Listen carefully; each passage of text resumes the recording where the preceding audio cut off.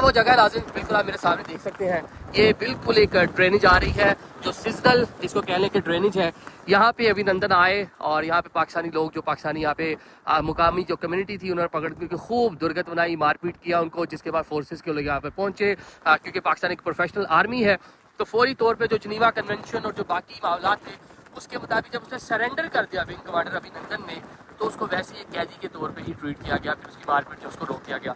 Secondly जहाज़ बिल्कुल सामने आप देख सकते हैं, ये वो इलाका है जहाँ पर जाकर जो जहाज़ MiG-21 जिसको नुमान अली पाकिस्तानी जो पायलट थे उन्होंने JF-17 थंडर के ज़रिए उसको निशाना बनाया था, बिल्कुल सामने जाकर जहाज़ गिरा।